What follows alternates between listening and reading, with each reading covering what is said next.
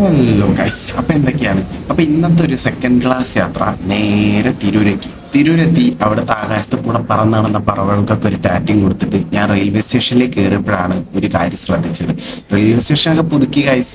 തിരൂര് കോഴിക്കോട് നവീകരിച്ചുകൊണ്ടിരിക്കുകയാണ്. നല്ല രസമുണ്ട് കാണാം, അത്യാവശ്യം നീറ്റ് ആൻഡ് ക്ലീൻ ആണ്. ഇതേപോലെ മെയിൻറ്റെയിൻ ചെയ്താൽ മതി. അത് കഴിഞ്ഞിട്ട് നേരെ ഭാഗ്യം. ഹേ ഗൈസ്, അപ്പൊ എന്താണ് ചേഞ്ച്? ഇതാണ് ചേഞ്ച്. അപ്പൊ എന്തായാലും നമ്മൾ ഇന്ന് പോകുന്നത് ഇന്ന് പോകുന്നത് മലപ്പുറത്തേക്കാണ്.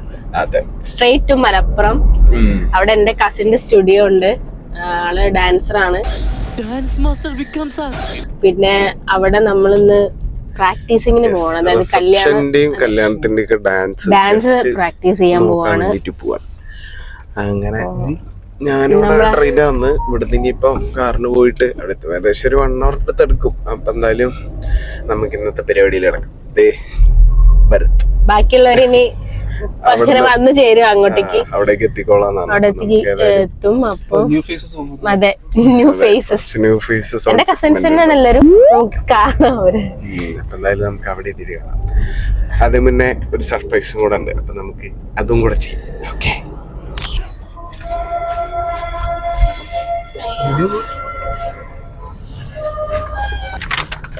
ഇതാണ് സർപ്രൈസ്.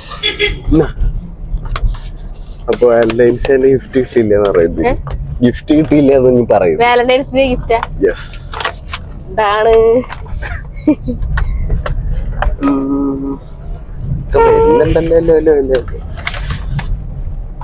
ഇതെന്താ? നല്ല ഹവായി ചെരുപ്പ്. Okay, let's get. ഇതിൽ എന്താണുള്ളത്? നീ പിടിച്ച ഞാൻ നോക്കട്ടെ. ഓക്കേ, ആഹാ, യെസ്.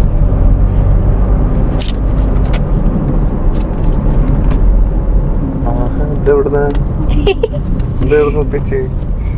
സത്യം പറഞ്ഞു, ഇതെവിടുന്ന്?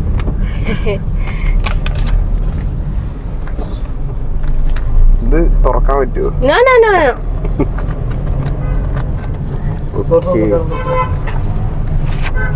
എന്താവോ? ഈ ഫുള്ള് ഫ്രെയിമാണല്ലോ. ഇതും ആ പെണ്ണിന്റെ അടുത്തുന്ന അന്ന് വാങ്ങിയ? ഞാൻ ഓൺലൈനിൽ. ഓക്കെ, അങ്ങനെ റൂമിലേക്ക് വേറൊരു സാധനം കൂടെ. Like it. Thank you. Yes, ഇത് കസ്റ്റമൈസ് ചെയ്യുന്നല്ലേ? കസ്റ്റമൈസ് ചെയ്തതാണ്.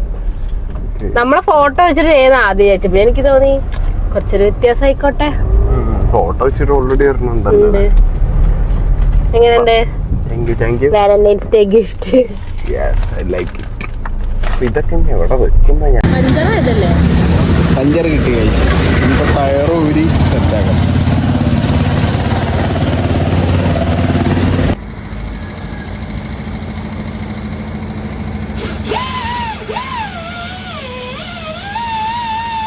പഞ്ചറൊക്കെ ഒട്ടിച്ച് കഴിഞ്ഞപ്പോഴത്തേ നല്ലോണം വയറുവശക്കം തോന്നി. സമയമായി. പിന്നെ നമ്മളിത് റെസ്റ്റോറൻറ്റ് കയറിയപ്പോൾ ഇരിക്കുന്ന സുഡോക്കും ആർക്കും വഴി കാണിക്കില്ല. അവിടെ പെന്നില്ലാത്തതുകൊണ്ട് വിശന്നിരിക്കുമ്പോൾ അതിന് പറ്റാത്തതുകൊണ്ട് നമ്മൾ നേരെ ഫുഡ് ഓർഡർ ചെയ്തു. അവൻ ഓർഡർ ചെയ്ത് മലയാളികളുടെ ദേശീയ ഭക്ഷണമായ പൊറോട്ടയും ബീഫും.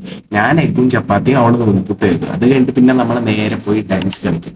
ശേഷം സ്ക്രീനിങ് ടു ബി കണ്ടിന്യൂ.